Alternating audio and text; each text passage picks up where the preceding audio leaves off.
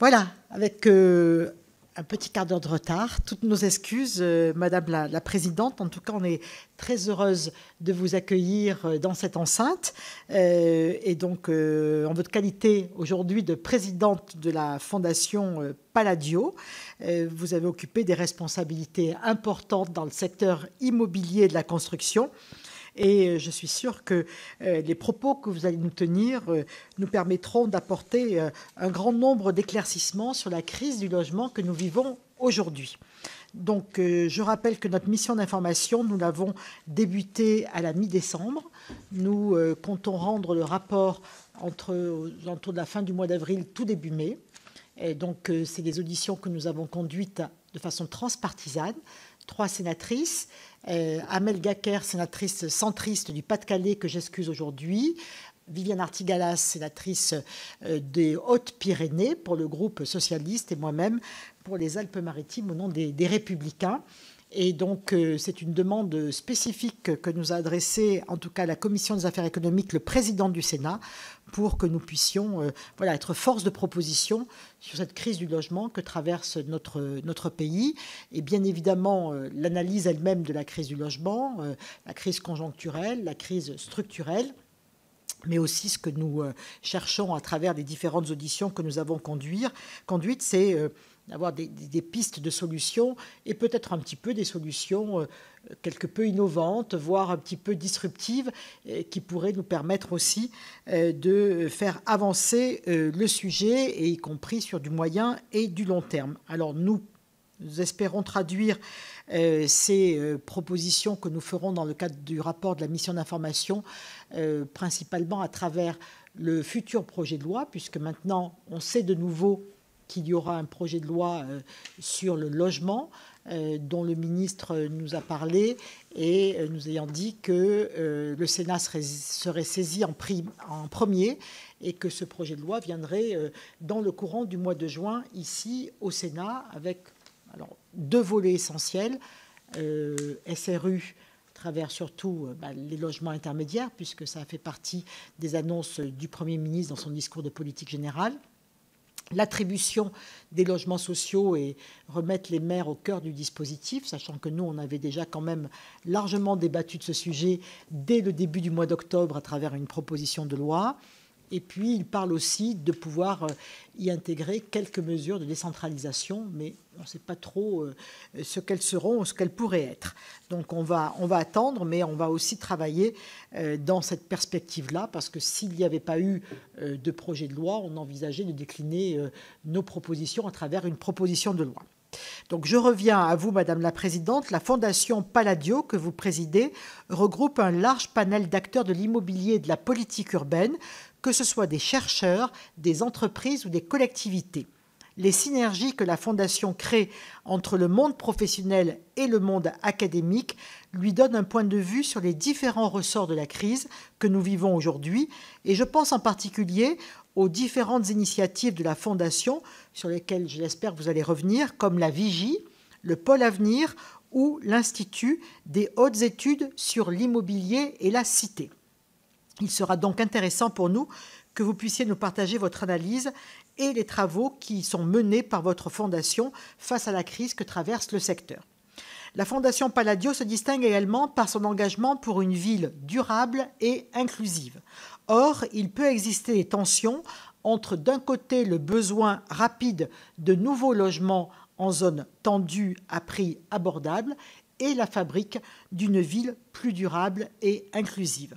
En d'autres mots, comment, en cherchant densité et espace vert, ne pas retomber dans le piège des grands ensembles des 30 glorieuses.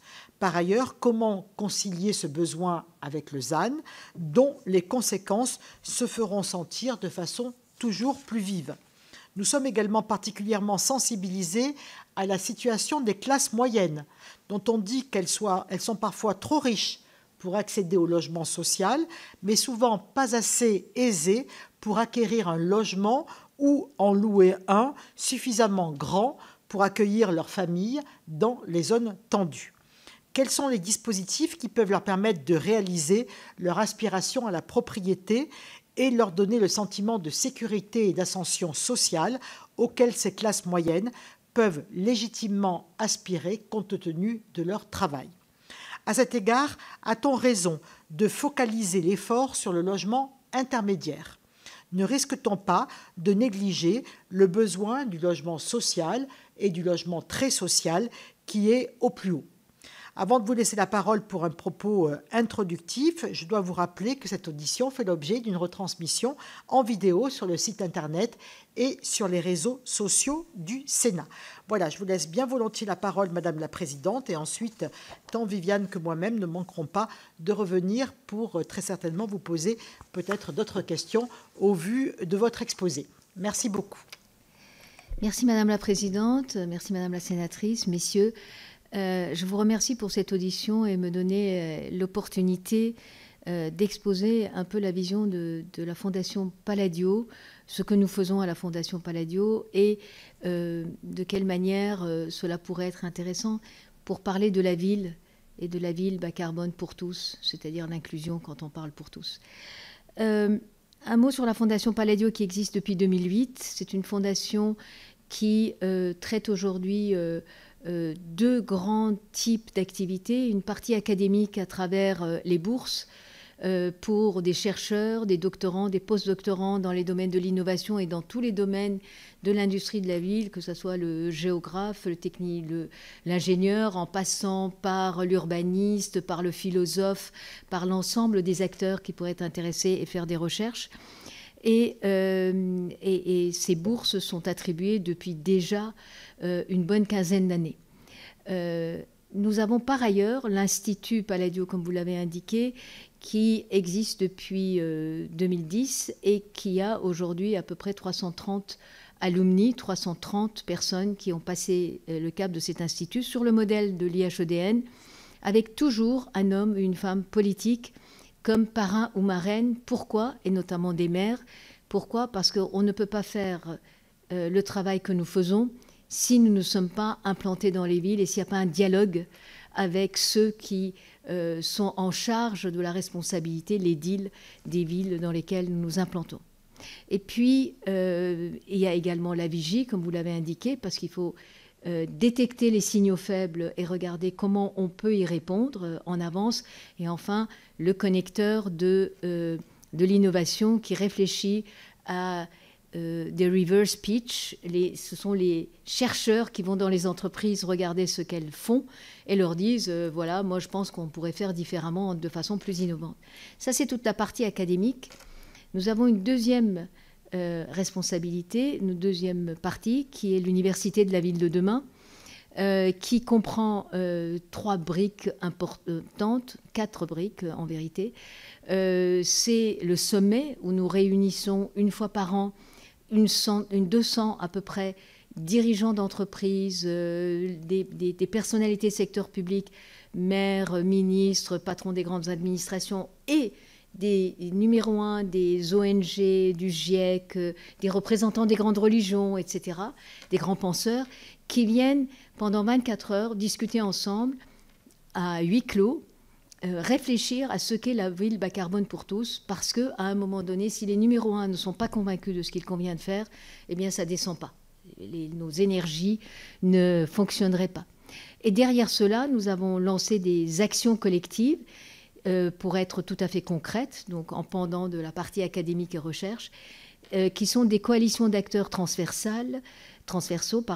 et qui permettent de réfléchir sur une idée pour savoir comment porter à échelle, sans demander de nouvelles lois ni de nouvel argent, mais comment faire de l'économie circulaire pour mieux utiliser et porter à échelle.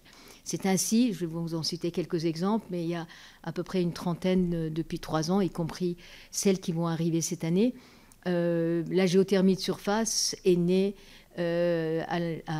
au sommet de l'Université de la ville de demain et aujourd'hui fait partie de nos énergies renouvelables, est inscrite au plan et le jour où on arriverait au maximum de production, c'est 100 terawatts de production, là où l'importation du gaz russe, c'est 91. De temps en temps, avoir quelques chiffres en tête, c'est pas mal.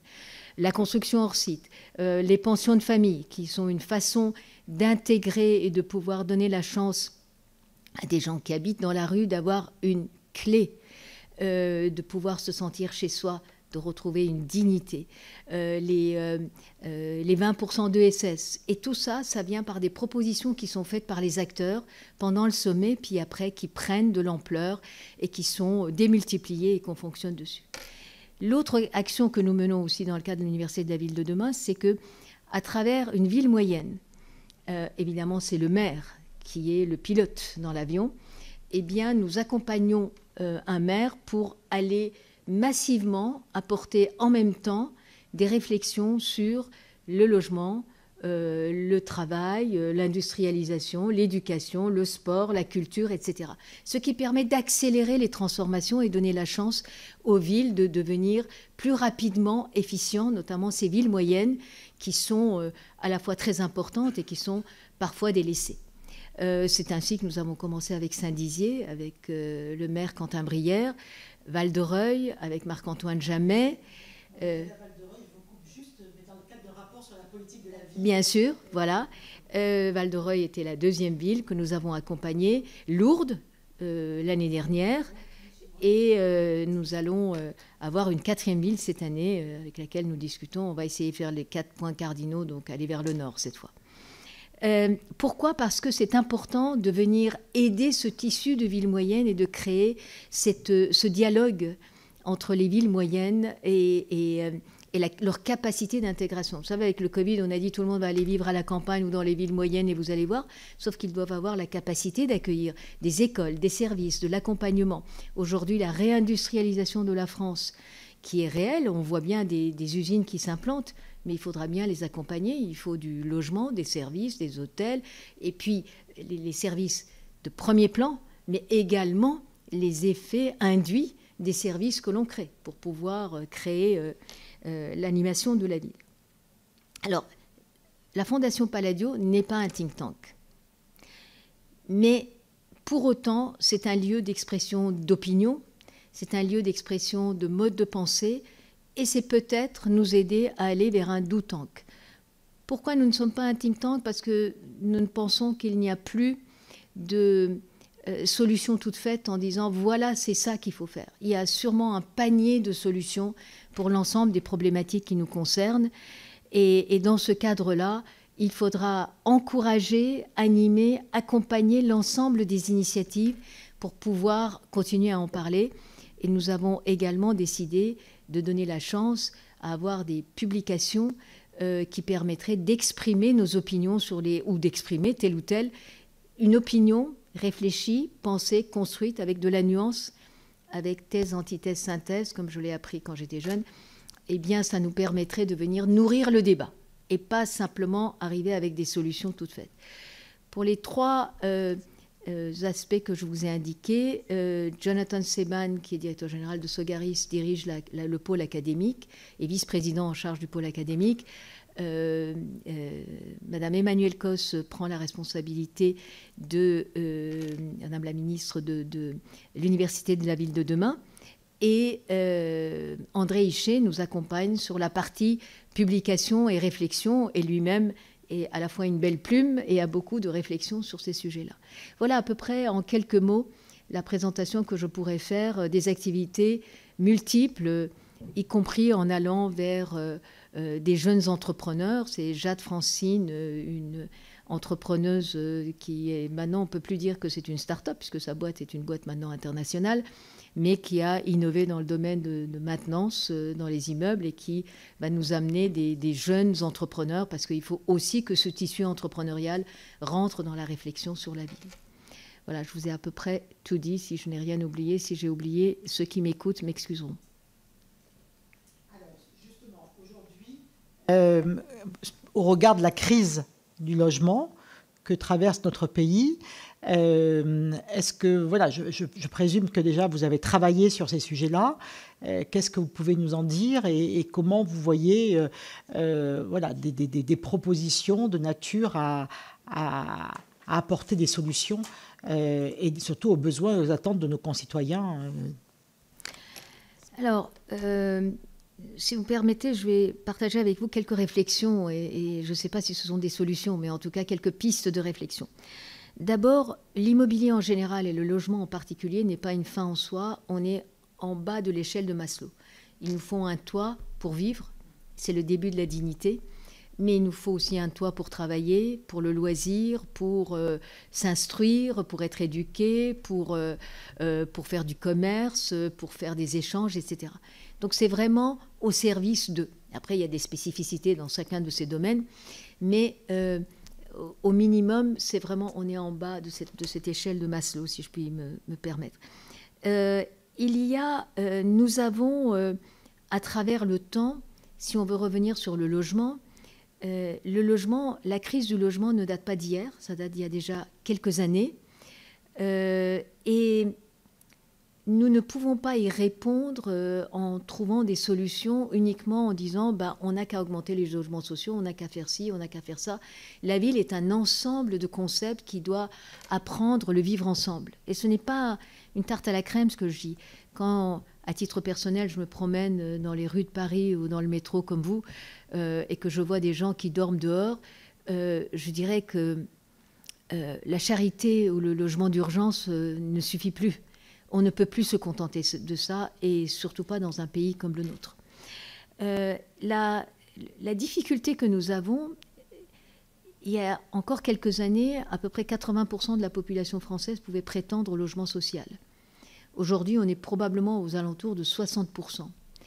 Mais en vérité, comme vous avez dit, il y a la problématique de cette classe moyenne qui est coincée et qui est soit trop riche, soit bien pauvre, pour pouvoir répondre à ses besoins. Or, c'est cette classe moyenne qui contribue à la création de richesses, qui fait les familles, qui fréquente les écoles, qui se construit et qui contribue à cette construction de la ville. Nous ne pouvons pas, de mon point de vue, et mon point de vue, j'allais dire, c'est très personnel, mais tout de même, je pense qu'on a trop segmenté, évidemment, l'immobilier en général et le logement en particulier. À la limite, quand on dit bureau, il y a une seule règle, c'est pas tout à fait exact, il y a deux règles, il y a la règle pour les immeubles pas de grande hauteur et une autre règle pour les immeubles de grande hauteur, mais il n'y en a que deux. Pour le logement, social, très social, moyennement social, accession, pas accession, etc., on a résidence étudiante, résidence pour personnes âgées, résidence service. On a autant de catégories avec pas de possibilité d'avoir un parcours logement qui fait que dans le courant de nos vies, on pourrait passer de l'un à l'autre, en tout cas avoir la possibilité de passer de l'un à l'autre. Et ça, je pense que venir fluidifier et simplifier le parcours de logement est important. Je vous cite un exemple. Dans mes responsabilités antérieures, nous avions un secteur logement étudiant.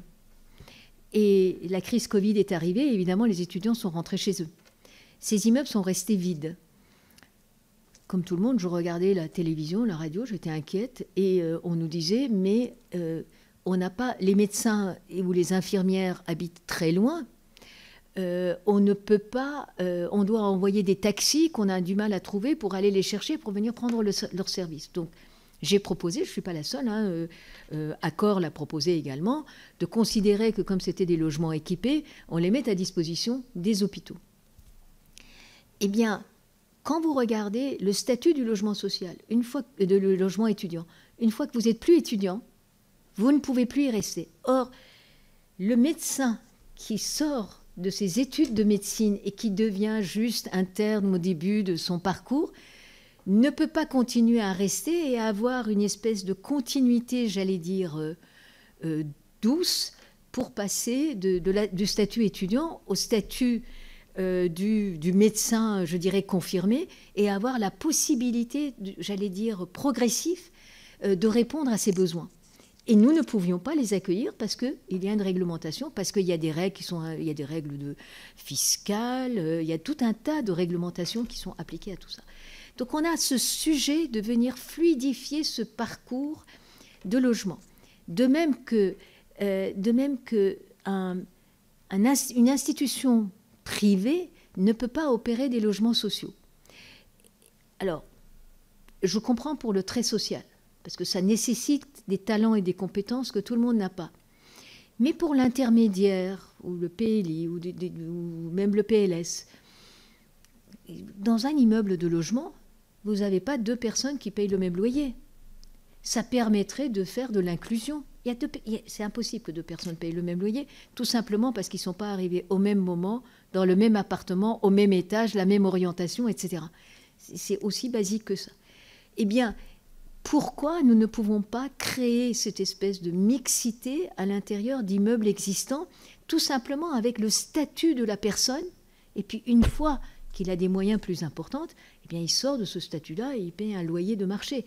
Mais ça permettrait de créer la capacité, d'augmenter la capacité de gestion de ces logements-là.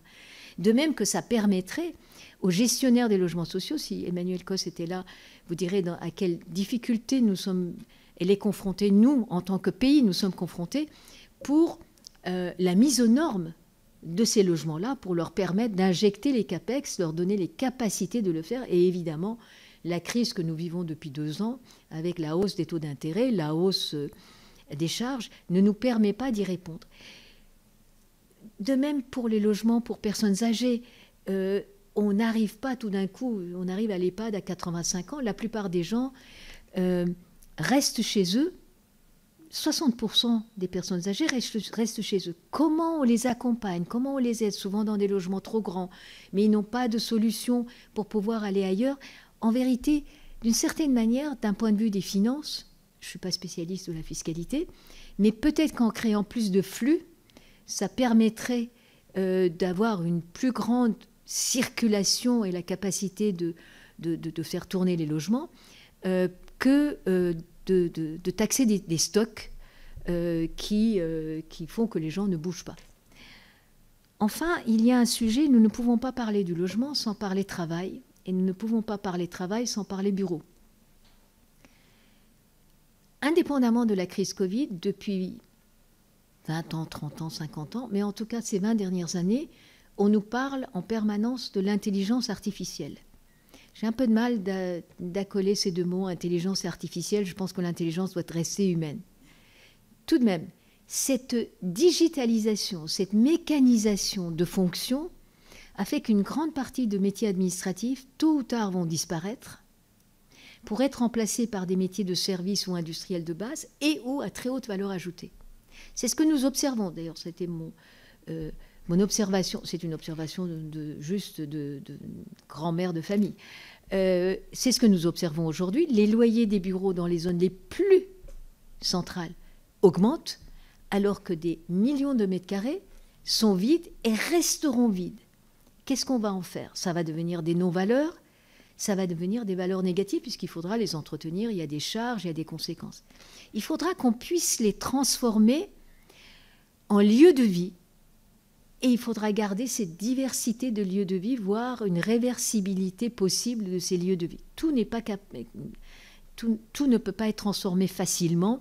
On a construit dans les années 80-90 des immeubles de bureaux de 18 ou 20 mètres de profondeur. Évidemment, ce n'est pas facile pour avoir de la lumière. Mais enfin, on peut réduire les surfaces, donc il faudra trouver des compensations au niveau de la densification. La loi Elan le permet. Et ou au niveau du foncier, je vais y venir, puisque vous parliez du ZAN, des solutions qu'on peut trouver pour le foncier. Donc je pense que ces réflexions-là nous permettront d'avoir une capacité de transformation plus importante à l'heure où les coûts augmentent, où les temps pour développer un permis deviennent... parfois, vous avez 6 ans entre l'instant où vous décidez de lancer quelque chose, l'instant où vous livrez, dont 3 ans de demande de permis. Ce n'est pas humainement possible d'aller plus vite parce qu'il y a toute une série de choses. Nous devons pouvoir, et je suis persuadée, regardez ce qu'on a fait avec le village olympique, accélérer le tempo, et entre parenthèses, c'est un vrai savoir-faire français que l'on pourrait peut-être exporter. Il y a des tas de villes qui sont réduites en ruines à travers le monde. Peut-être que ce savoir-faire, d'être capable de le faire en un temps court, pourrait être, cette ingénierie et cette compétence française, être exportée, être exploitée de cette manière-là. Je ferme cette parenthèse-là. Mais cette capacité qu'on pourrait avoir, facilement transformée, faire de l'économie circulaire, y compris en utilisant des matériaux existants. On le fait dans les bureaux, on a un problème d'assurance, on a un problème d'ATEX, on a un problème d'ingénieur, on a un problème de réglementation. Mais pourquoi ce qui était en place depuis des années et qu'on continue à assurer ne pourrait plus être utilisé une fois qu'on le déplace pour l'utiliser de la même manière 2 mètres plus loin? Il faudra qu'on se pose cette question-là. Et ça aussi, c'est pour ça que pour nous, la ville n'est pas simplement ceux qui construisent, c'est aussi tous ceux qui sont acteurs, je parle des assureurs par exemple, et qui ont envie de faire, qui ont envie d'accompagner. Mais il faudra leur donner le forum, la capacité d'être créatifs dans une action collective et d'accompagner et de faire des propositions dans ce sens-là. Et je viens au foncier. Le foncier, avant le ZAN, a énormément augmenté. Le ZAN n'aide pas. Pour autant, la question qui se pose, et alors je n'ai personnellement, et au niveau de la Fondation, nous n'avons pas d'opinion tranchée, et comme je vous ai dit, nous ne sommes pas un think tank. Mais il me semble qu'on ne peut pas appliquer une règle de façon uniforme partout, qu'il conviendrait de tenir compte des spécificités, des besoins, des capacités et des capacités d'adaptation. À mon sens, là encore, c'est du bon sens de mon point de vue, tout en préservant le fait qu'il faut préserver cette nature. On voit bien, ce n'est pas normal qu'on ait eu un hiver aussi chaud sous nos contrées. Ce n'est pas normal qu'il n'y ait pas de neige dans les montagnes, ce n'est pas normal. Donc il faudra qu'on y contribue. Mais il faudra qu'on y contribue en pesant le pour et le contre et la manière dont il faudra le faire, du bon sens et du travail collectif pour y arriver. Et les normes environnementales qui sont absolument nécessaires. Les premières normes, si j'ose dire, environnementales qui sont sorties en France, c'était avec la loi de 96 sur l'amiante. C'était la première fois qu'on en parlait et j'étais extrêmement partie prenante là-dedans en ce temps-là, et Dieu sait que c'était des investissements lourds pour les entreprises. Aujourd'hui, les entreprises, je suis sûre que vous en avez auditionné, et il n'y en a pas une qui vous dit non, on va faire un truc complètement des passoires thermiques, etc. On veut les appliquer. Simplement, il faut avoir les moyens de les appliquer dans une logique. Parfois, on est dans des esprits de contradiction qui font qu'on ne peut pas avancer. Parfois, on additionne les contraintes. Vous voyez, souvent on dit les Allemands construisent plus vite, les Italiens, etc. Mais à un moment donné, il y a des arbitrages qui sont faits.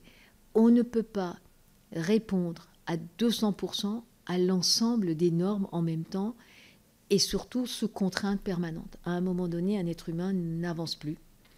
Et nous sommes tous des êtres humains, il faudra en tenir compte.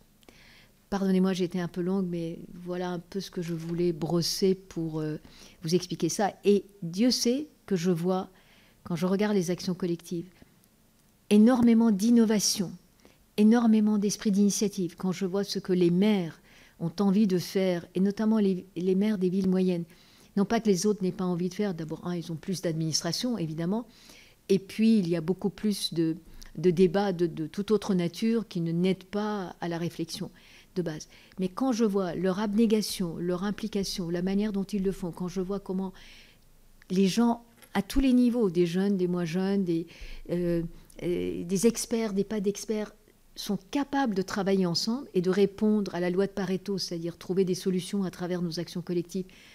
On trouve des solutions sur 80% des choses, on est d'accord ensemble. On n'est pas obligé de faire les 20% qui restent. On lance les actions, on fait un retour sur expérience et on attaque 80% des 20% restants de façon itérative. Finalement, revenir aux mathématiques qui était l'essence de l'esprit français, c'est pas si mal que ça, et c'est un esprit pragmatique. Voilà ce que je voulais vous dire. Je ne sais pas si c'est utile, mais en tout cas, merci de m'avoir entendu. Tu as des questions ? Oui, non seulement c'est utile, mais c'est très intéressant aussi. Merci beaucoup, Madame, de votre présence et puis de ce que vous nous avez dit aussi. Ça nous permet aussi d'élever un petit peu le débat. Voilà. Moi, j'avais une question sur les villes moyennes, que vous en avez accompagné quelques-unes. Qu'est-ce que vous pensez dans les villes moyennes, comme ça, on voit beaucoup de petites zones commerciales, d'entrées de villes qui sont un petit peu dénaturées et qui peut-être demanderait, est-ce que vous accompagnez les villes dans ce secteur, là-dessus, sur comment aussi gérer ces entrées de ville qui peuvent permettre aussi, peut-être à un moment donné, de faire de la construction, et, puisque sur des zones qui sont déjà artificialisées en plus. Et ma deuxième question, c'est ce besoin qu'ont toujours eu les Français, qu'ils ont toujours de nature. Comment concilier, quelles hypothèses, des propositions ou des réflexions en matière d'urbanisme sur comment concilier cette envie de nature des gens et cette nécessaire densification que nous impose un petit peu le ZAN. Comment arriver à concilier les deux?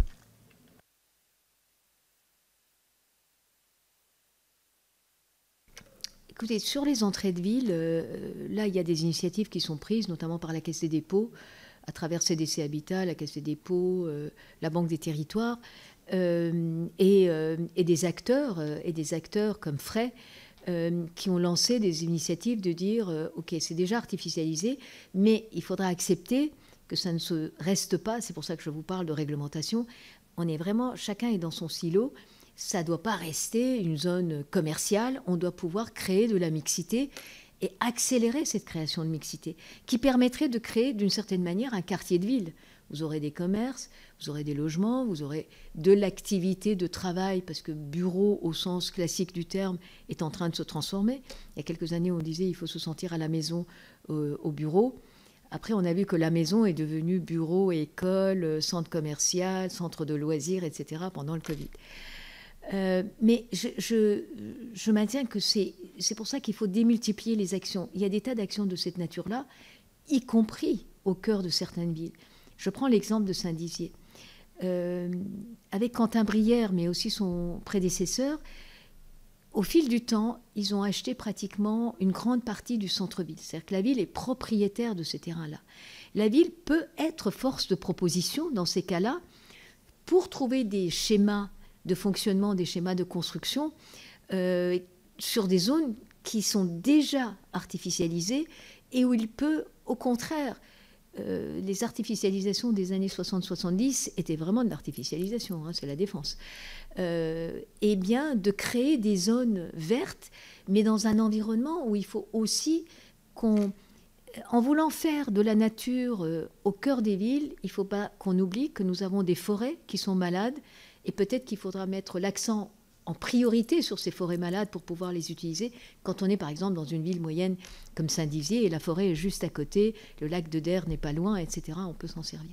Donc vous voyez, Et sur le foncier, j'ai omis de dire, il y a des tas d'options, comme des options d'amphithéose très longues à l'anglaise, renouvelables, qui permettraient de garder le terrain et de venir faire des offres très attractives et très innovantes en matière de logement. C'est ce que propose Xavier Lépine, mais d'autres. Il faut garder en fait cette ouverture pour avoir toutes ces optionnalités. En vérité, nous avons une caisse à outils de règles et de lois qui est très fournie. Il faudra juste qu'on puisse, avec les sachants, utiliser le bon outil, la bonne clé de 12 au bon endroit pour pouvoir fonctionner et ne pas avoir mis la caisse à outils au fond de l'armoire, l'utiliser en permanence. Donc il y a cette capacité de à la fois travailler sur les entrées de ville et de créer de la nature. Il faut accepter qu'on puisse casser un certain nombre de dalles pour le créer. Il faut accepter qu'on puisse pérenniser, mais un pot de fleurs avec 3 fleurs dedans, ça ne fait pas de la nature. La nature, il faut que ça soit quelque chose d'abord de naturel, c'est le cas de le dire, mais aussi qu'on en prenne soin. Et nos forêts sont pas mal malades, même à proximité des villes. Donc de créer des parcours de santé, de fonctionnement et d'accessibilité, ça permettrait d'y arriver. Je voudrais dire un mot aussi. Attention, peut-être parce que je suis sensible, je suis à la fois grand-mère avec des petits-enfants jeunes et des bébés, et à la fois des parents âgés avec des difficultés de se mouvoir. Attention à ce que le mieux ne soit pas l'ennemi du bien. C'est qu'à un moment donné, il faudra qu'on réfléchisse, quand on est dans un fauteuil roulant, âgé ou pas âgé, quand on pousse une poussette ou une valise, etc., est-ce qu'on garde avec peu de nature qu'on va créer pour, quelque part, répondre à un besoin obligatoire, hein, X% de ci et Y% de ça, eh bien, c'est suffisamment attractif pour permettre à tout le monde de s'y retrouver. Une nature qui est derrière une fenêtre, à mon sens, c'est du gâchis. Une nature, il faut qu'on puisse y aller, qu'on puisse voir des fleurs, voir des arbres, sentir les odeurs, humer, l'habiter, en fait, d'une certaine manière. Mais c'est la grand-mère qui parle. Vous nous avez dit que pour vous, on avait trop segmenté le logement, justement, avec différentes catégories. Pour autant, en ce moment, l'actualité, à travers les propos du gouvernement, du Premier ministre dans sa déclaration de politique générale, oriente beaucoup vers le logement intermédiaire, qui, il est vrai, répond aux besoins et aux attentes d'une partie de nos concitoyens, plus particulièrement, effectivement, ces classes moyennes et dans les zones tendues. Mais voilà, est-ce que pour vous, le fait qu'on mette plutôt maintenant beaucoup l'accent sur le logement intermédiaire, alors qu'on sait aussi qu'on a toujours besoin de logement social et de logement très social, comment vous voyez les choses? Est-ce que pour vous, ça déséquilibre pas trop l'offre de logement qui pourrait être proposée à nos concitoyens? Ce qui est déséquilibrant, c'est l'absence de l'offre pour les classes moyennes. Oui. Regardez les grandes villes, plus de Donc classes là, c'est moyennes. aussi l'accession à la propriété, peut-être aussi. Et en fait, on a tué les deux, si vous voulez. Hein. Donc, du coup, ils ne peuvent pas accéder à la propriété, mais les loyers sont trop chers. Bien sûr. Et donc, ils se retrouvent dans une situation d'une complexité extraordinaire. Et encore une fois, quand on parle des classes moyennes, on parle de familles qui travaillent, donc qui créent de la richesse avec des enfants qui sont notre avenir. Et qui vont nous permettre de transformer, de continuer à avoir un élan d'avenir, ce qui est important. Je pense que le déséquilibre est fait essentiellement sur les classes moyennes, avec le temps, et parfois, je ne sais pas, moi j'ai envie de dire, là aussi, soyons pragmatiques, et je n'ai pas de statistiques particulières en tête, mais il faudra regarder ville par ville, bassins de villes comme les communautés urbaines par communautés urbaines ou les métropoles par métropole, comment ces logements sociaux sont répartis. Je pense que la question du logement social, c'est surtout parce que, si je puis me permettre, tel que c'est fait, ça entraîne une ghettoisation. Et l'aspect sociétal de cette ghettoisation, c'est important.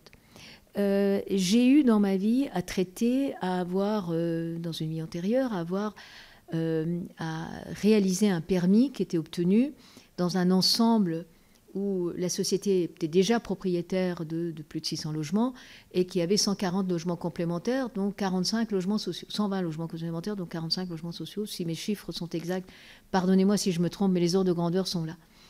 Nous avons un parc avec beaucoup de logements en propriété directe. Et puis, il fallait vendre cette cage d'escalier de logements sociaux à un organisme HLM, parce que nous ne pouvions pas gérer. Et donc, tout d'un coup, montrer du doigt les 45 qui étaient dans cette cage-là. Alors qu'il y avait de la place en diffus sur l'ensemble du parc et qu'on aurait pu les mettre en diffus, et probablement de façon plus importante, et faire de l'inclusion de cette manière-là.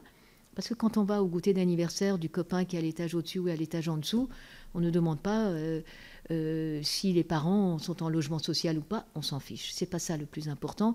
Et les entreprises savent gérer. Les propriétaires savent gérer. De la même manière que le logement social sait gérer un secteur privé, on doit savoir, il faudra fluidifier ça. Pour moi, l'inclusion, c'est de ne pas créer des endroits qu'on montre du doigt. Et on dit, voilà, ceux qui sont là sont assignés à un statut donné. Eh bien, à titre personnel, comme vous le savez pas, je suis d'origine étrangère et fière d'être française. Je suis d'origine iranienne et fière d'être française. Et ça m'est arrivé, il y a plus de 50 ans, d'habiter dans un HLM, qui était un immeuble tout neuf, avec tout le confort, etc. Peu importe où on venait, quel statut on avait, comment on faisait, eh bien, on a pu en sortir. Et c'était important que ça ne soit pas ça qui soit montré du doigt, ce que nous sommes, parce que je rappelle que l'important, c'est la dignité, quel que soit, et le logement, c'est d'abord une question de dignité. Le logement et le travail, évidemment. Donc pour moi, l'important, c'est de créer cette mixité réellement. Alors, là-dessus, l'ensemble des hommes et des femmes politiques, le préfet, tout le monde était d'accord avec moi. L'administration trouvait que c'était une expérimentation et me disait « Et si vous ne réussissez pas ?» Alors moi, dans la vie, je préfère avoir des remords que des regrets et en tout cas, essayer. Peut-être que ça marche. Je veux dire, se priver de la possibilité que ça fonctionne, ça me paraissait vraiment très très compliqué. Mais je n'ai pas réussi à convaincre l'administration qui a considéré que, et je comprends bien, hein, ils ont des règles, ils ont un cadre, il faut peut-être leur donner aussi la capacité de sortir du cadre, ou comme le dit, comme il se disait dans le film, le cercle des poètes disparus, de monter sur la table pour changer d'angle de vue. Et si on donnait la chance de réussir? La loi Elan prévoit la possibilité à l'expérimentation. Eh bien, donnons la chance à ces expérimentations qui peuvent nous permettre... Alors, parfois, ça ne va pas marcher. Parfois, il y aura des gens qui ne feront pas les choses bien, d'accord, mais je suis certaine que dans 99% de cas, l'essentiel des acteurs, quels qu'ils soient, est aujourd'hui mobilisé pour faire fonctionner cela. Et on ne peut pas parler travail, on ne peut pas parler industrie, on ne peut pas parler de réindustrialisation si on ne donne pas cette capacité, on ne peut pas parler d'école, si on ne donne pas cette chance de mixité. Si les gens sont dans des cages déterminées, je vous assure que d'un point de vue, on a l'impression que vous avez, comment dirais-je, une espèce de marque sur le front, et même que vous l'ayez ou pas, vous le ressentez comme ça. Vous donnez votre adresse et c'est déjà, vous êtes assigné à une forme de résidence. Mais je pense qu'il faudra évaluer ça au cas par cas. Là encore, on ne peut pas avoir des règles génériques et regarder dans chaque cas et dans des bassins élargis, dans certains cas, eh bien, comment ces logements sociaux peuvent contribuer tout en n'ayant pas des gens qui mettent 2 heures aller, 2 heures retour pour venir rendre des services. Parce que sinon, nos grandes villes qui vont se vider de leur classe moyenne, de ceux qui font que ça tourne, eh bien, vont être des musées, des villes-musées, des lieux qui seront à disposition des très très très riches, des touristes, tout ce que vous voulez, et puis des gens qui viennent les servir. Eh bien ça, pour moi, humainement, je ne le conçois pas comme ça. Il faut que chacun s'y retrouve, et c'est ça, moi qui suis française d'adoption et qui suis fière de l'être, eh bien c'est ça qui fait la grandeur de la France. De donner la chance à chacun d'être dans des écoles mixtes, publiques, où on peut discuter de tout, on peut ne pas être d'accord. On peut ne pas être d'accord. Ça, c'est français, ça, c'est très bien. Quelqu'un m'a dit un jour que j'étais devenue une vraie Française, et le dire avec force, mais après, trouver la force de travailler ensemble et de trouver des solutions collectivement. Donc vous venez de nous faire un véritable plaidoyer pour la mixité sociale. Vous y croyez encore à la mixité sociale? Parce que à l'heure où on parle beaucoup de la loi SRU qui a fêté maintenant plus que les pratiquement 24 ans, puisqu'elle a été créée en 2000, ce qu'on a pu constater quand même, c'est que la loi SRU avait permis de participer à l'augmentation importante de construction de logements sociaux. Par contre, sur les objectifs même de mixité sociale, ça n'avait pas été forcément une réussite. Parce que l'objectif était de, en vérité, si je puis me permettre, et moi j'étais très très intéressée par la loi SRU, donc, et la France a toujours été, les villes ont toujours été mixtes. On n'est pas au Brésil où il y a des gardiens devant des quartiers de ville armés, ou aux États-Unis, si vous voulez. Heureusement d'ailleurs. Mais le fait d'assigner un immeuble à sa destination ne permet pas la mixité. La mixité, c'est quand vous mélangez vraiment et que vous ne savez pas d'où vous venez. Ce n'est pas une mixité, c'est l'immeuble. Donc vous ne sortez. Et puis en plus, le logement est quelque chose de très affectif. Vous vous attachez quelque part, que vous soyez locataire, propriétaire, etc., au mur, parce que c'est des souvenirs. On s'attache à ce côté foyer. On a vu les anniversaires des enfants, on a fait des mariages, on a fait des fêtes, on a célébré Noël, ou quelles que soient les fêtes. Demain, c'est le Nouvel An iranien, après-demain. Donc, c'est toutes ces fêtes qu'on a célébrées. Donc, ça crée énormément d'affectifs. Donc, dès lors que cet immeuble a un statut et que vous êtes attaché à votre logement, vous ne pouvez pas vous en extraire. Quel que soit le sujet, et c'est compréhensible. Moi, je suis pour la mixité réelle. C'est-à-dire qu'on dit que le statut, c'est le statut de la personne et pas de l'immeuble. Et on mélange comme ça. Et donc, on donne la chance aux gosses, et surtout avec les classes moyennes. On donne la chance à l'enfant, je ne sais pas moi, d'un médecin, de fréquenter l'enfant d'un ouvrier de chez Renault, comme j'ai connu ça quand je suis arrivée en France dans les années 70. Et alors, je veux dire, on apprend, on échange, on n'avait pas de... Et on allait regarder les films et on se retrouvait au balto à les commenter pendant des heures. Donc, vous voyez, c'est un nostalgie. Et aujourd'hui, à ce à quoi sont confrontés bon nombre de maires, c'est aussi l'acceptabilité des logements et plus particulièrement du logement social. Ouais. On voit que de plus en plus, malheureusement, c'est très compliqué parce que tout de suite, vous allez avoir autour de vous des personnes qui vivent à proximité de cette future opération et qui ne vont pas être d'accord, alors qu'elles sont peut-être demain les premières à pouvoir solliciter un logement, peut-être pour quelqu'un de leur famille ou de leur connaissance. Mais cette question de l'acceptabilité des logements, elle s'est malheureusement beaucoup aggravée et elle contraint très souvent aussi les maires à être un petit peu démunis, désarmés et donc forcément parfois aussi découragés de continuer à construire. Ça c'est tout à fait exact, c'est pour ça que je disais qu'il faudra faire une évaluation claire et cas par cas. On ne peut pas parler de la même manière, on ne peut pas mettre un pourcentage de logements sociaux de cette manière-là, comme si c'était un chiffre statistique ou du CAC 40. C'est pas ça qu'on devrait faire. On devrait faire une évaluation. Et je connais le désarroi des maires, je connais leur difficulté à faire face à des... On est devenu aussi globalement un peuple assez, comment dirais-je, centré sur l'individu et pas sur le collectif. J'ai essayé de tourner autour du mot, mais voilà. Et de ce fait, nous n'acceptons pas, comme disent les Américains, « never in my backyard ». Mais on a besoin de faire l'évaluation. C'est pour ça que cette classe moyenne est probablement plus acceptée à certains endroits. Vous parlez de Val-d'Oreuil. Val-d'Oreuil, Marc-Antoine Jamet a implanté des tas d'usines, donc des emplois, mais ils n'habitent pas à Val-d'Oreuil. Et ça, c'est un vrai sujet. Comment voulez-vous créer une cohésion de ville où vous avez des gens qui viennent travailler et des gens qui y habitent et qui vont travailler ailleurs? Alors après, il faut avoir la mobilité, mais tout de même, il faudrait créer une espèce de cohésion et de créer la capacité d'avoir...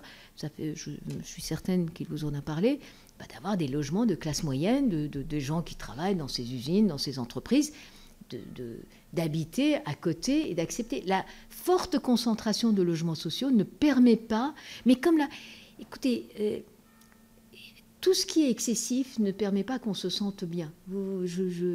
Vous prenez un enfant de quartier populaire et vous l'emmenez dans un dîner mondain, et il doit être complètement mal à l'aise. C'est lui qui est mal à l'aise alors que il est peut-être totalement bien accepté.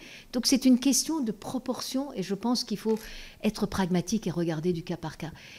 C'est pour ça que ce qui a été pour moi mis de côté toutes ces années, c'est le logement de cette classe moyenne. Que ça soit en location, que ça soit après-guerre, on a créé en France un régime de S2I et on a construit des logements, des immeubles mixtes avec, je peux me tromper, mais 75% de logements et 25% d'activités, commerce, bureaux, enfin tout ce que vous voulez, pour créer d'ailleurs des ensembles cohérents. Alors c'est vrai que ce n'était pas très beau, il fallait construire.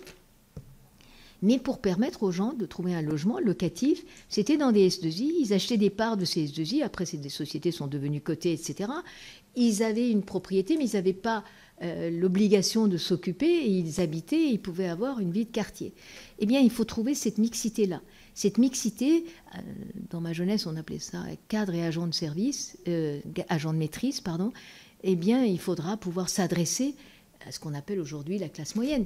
Et c'est ceux-là qui font l'essentiel de la vie en France, essentiel de la population, et qui attireront et qui pourront aider.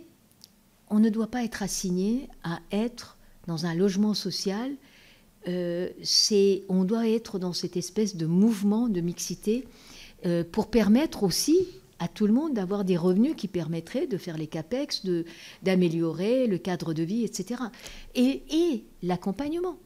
Le fait d'avoir un gardien, c'est précieux. Je l'ai vu pendant le Covid. Eh bien, heureusement qu'ils étaient là et ils ne pouvaient pas télétravailler. Ils étaient en plus voisins de leurs clients, donc ils ne pouvaient même pas y échapper. Donc vous voyez, c'est ces métiers de proximité. C'est pour ça que je dis, il faut se poser la question aussi de l'emploi, comment ça fonctionne. Et ça posera d'ailleurs la question de la formation, parce que la ville, c'est aussi ça, de la formation qu'il faut donner, comment convertir ceux qui étaient dans des métiers administratifs à d'autres métiers pour pouvoir continuer à exister. Au passage, ça pose un problème pour l'emploi des femmes, parce que la tertiarisation a permis aux femmes de s'émanciper, d'avoir une vie économique, plus la mondialisation qui a accéléré ça. Et comment faire pour que ces générations puissent rebondir avec ces emplois administratifs qui massivement vont disparaître. Encore une fois, ce n'est pas pour la France, ce n'est pas local, ce n'est pas un truc contre lequel on peut lutter. On a tous nos appareils, etc.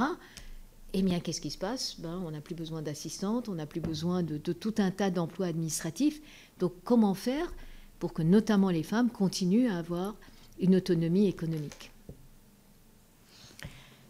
Alors, il y a aussi quelque chose qui revient très, très régulièrement dans la crise que l'on vit, et surtout au niveau, c'est la question des logements vacants. Alors, c'est à la fois une question qui est récurrente. C'est difficile d'appréhender parce que on voit bien que c'est pas aussi simple et que c'est pas en donnant des chiffres assez parfois très importants on se dit mais comment est-ce qu'il peut y avoir autant de logements vacants ? Finalement, s'il y a autant de logements vacants, il n'y a pas tellement besoin de construire à côté, puisqu'il suffirait de remettre ces logements vacants sur le marché du logement. Vous avez quelle approche là parce que les villes moyennes sont beaucoup concernées par des logements vacants dans leurs centres anciens qui sont souvent plus adaptés à la vie aujourd'hui, à l'évolution de la société. Est-ce que vous avez réfléchi sur ce sujet ? Alors, quelques réflexions d'ordre général. Vous avez raison, on donne des chiffres très importants sur les logements vacants, mais là aussi, il faut avoir une expertise même localement, parce qu'on ne peut pas additionner des choses et regarder comment le tissu local peut les absorber. Et vous avez raison, c'est un vrai sujet des villes moyennes et de leurs difficultés, et surtout avec le vieillissement de la population. Le départ d'emplois, la réindustrialisation permettrait de faire revenir des emplois. Donc les centres-villes sont abandonnés, si vous voulez. Donc ça pose un vrai problème. À cela se rajoutent les règles environnementales et le classement E, F et G qui ont sorti du marché locatif un certain nombre de logements. J'ai vu qu'il y a un report de date qui se dessine, mais ça ne résout pas le problème de la décision qu'il faut prendre, d'autant plus que la plupart du temps, qu'est-ce que ça a donné depuis les idées du bon monsieur Périssol dans les années 80 jusqu'au Pinel, en passant par tous les autres ? En vérité, c'était... alors dans les années 80, on était dans une crise profonde, et à l'époque, on disait « quand le bâtiment va, tout va ». Et donc, on a lancé ces produits-là pour deux sujets. Pour, relancer le bâtiment, mais surtout pour avoir un complément de retraite. Parce qu'on savait déjà qu'avec la retraite à 60 ans, ça n'allait pas passer. On le savait déjà. On ne l'a jamais exprimé comme ça, mais c'était quand même dans les esprits. Donc ces produits locatifs sont des compléments de retraite avec un délai qui a changé en fonction des différentes lois, mais de détention pour avoir des régimes fiscaux, des déductions fiscales. En vérité, effectivement, ça a été débranché l'année dernière tout d'un coup, donc ça a créé, même si je pense que c'était une bonne idée à titre personnel, mes camarades ne sont pas forcément d'accord avec moi, mais peut-être pas à ce moment-là et peut-être pas brutalement, parce que quand on a pris des habitudes, pour ne pas dire autre chose, ben, faut trouver des produits de substitution pendant un certain temps, en tout cas. J'en sais rien, mais voilà, c'est ce que j'ai entendu dire. Mais la question de fond, c'est sur qui on doit faire porter cette responsabilité de travaux de mise aux normes qu'il faudrait faire. Moi, je pense que, indépendamment des logements vacants, parce qu'en fait, on a retiré du marché locatif privé un grand nombre de logements, et qui en plus étaient des petits logements, donc qui pouvaient servir, des petits moyens logements, qui pouvaient servir pour une grande partie des gens. Je pense que les efforts, on aurait dû les faire porter sur les grands propriétaires, y compris les aides, parce qu'ils auraient pu, avec les moyens qu'ils ont, accélérer la transformation, quel que soit leur domaine, que ce soit dans le logement, que ce soit dans les immeubles de bureaux, industriels, etc., les centres commerciaux. Et ces aides auraient permis cette accélération-là. Et peut-être, c'est comme ça, je pense que ça aurait permis d'avoir la courbe d'expérience qui aurait permis de venir en profiter après pour les logements individuels.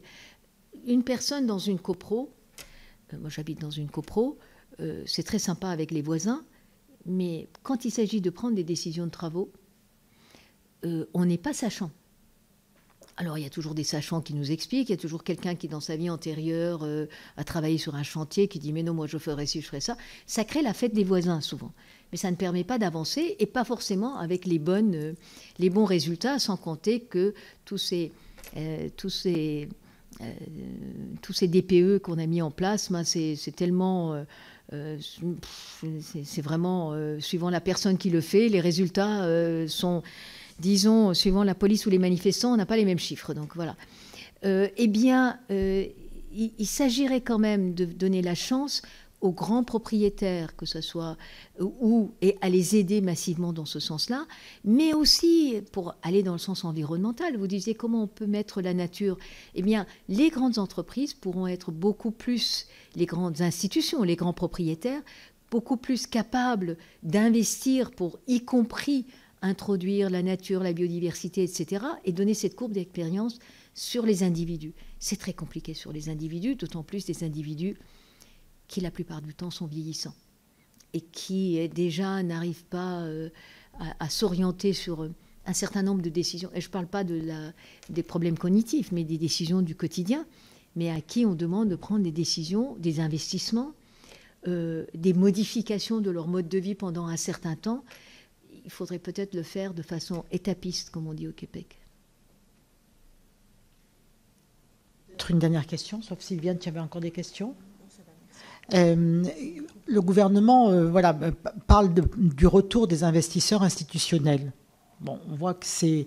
vous avez quelle approche par rapport aux investisseurs institutionnels ? Est-ce que vous pensez qu'ils sont susceptibles vraiment de revenir, ou est-ce que ça va rester quand même très résiduel, comme on a d'ailleurs pu le constater depuis un certain nombre d'années ? Dans le domaine du logement, vous voulez dire, du logement privé surtout, hein, ou intermédiaire ou privé. Les investisseurs institutionnels, je ne veux pas parler en leur nom, mais ont toujours considéré le logement comme une classe d'actifs comme un autre. Donc ça vient de donner, certes, ce n'est pas très très très rentable, mais c'est ce qu'on appelle le fonds de portefeuille, donc c'est régulier. Et voilà. Chez les institutionnels, la durée de bail moyen, c'est de l'ordre de 6 à 7 ans. Dans les bureaux aussi, donc vous voyez, sauf que ça ne se vide pas d'un seul coup, et ça se vide, il y en a un logement qui se vide, un autre qui se remplit, etc. Alors, les institutionnels ont été durement frappés par la crise que nous vivons depuis 2 ans, qui est une crise profonde, et la crise des taux, et l'ensemble, et notamment en matière immobilière. il serait prêt à revenir. Simplement, il y a trop de contraintes pour qu'il soit considéré. Et puis, il y a aussi cette façon de considérer que quand c'est un... Vous savez, le bail institutionnel, c'est un bail qui protège plus qu'un bail personne privée. Le bail institutionnel, c'est 6 ans renouvelables. Le bail privé, c'est 3 ans. Et puis, si vous avez besoin de reprendre votre logement ou la succession, etc., donc vous faites partir votre locataire. Eh bien, simplement, on considère... il y a aussi une question d'image. On a considéré longtemps institutionnel méchant, locataire gentil, et sur des questions réputationnelles, les institutionnels n'ont pas voulu poursuivre ces investissements. Je pense cependant qu'il y a une véritable capacité de mobilisation dans ce domaine-là, et je ne vais pas parler en leur nom, mais il faudra trouver voies et moyens. Ils ne peuvent pas avoir toutes les contraintes. Vous savez que pour faire certains travaux dans les immeubles, vous avez l'article 42, autant que je me souvienne, qui permettent de faire voter, etc., pour qu'il y ait une participation des locataires. La plupart du temps, ce n'est pas possible. Et bloque tout dans les résidences. Donc je pense qu'il faudra fluidifier et ne pas être... Là aussi, si on simplifiait, si on considérait qu'il n'y a pas que des bons et des méchants, mais il y a des gens de bonne volonté. Et s'il y a des méchants, il faudra les punir, les méchants. Mais je ne sais pas. Mais néanmoins, il faut donner la chance à ceux qui sont de bonne volonté. Et ils sont très, très, très, très, très nombreux. Et moi, je vous assure, je le vois bénévolement, le temps et l'énergie qu'ils y mettent. Je suis très respectueuse de ça. Donc, et ça m'émeut même. Voilà. Eh bien, merci beaucoup. Merci de ces échanges et on vous souhaite une bonne soirée. Merci beaucoup. Merci à vous et bonne continuation dans toutes ces belles actions.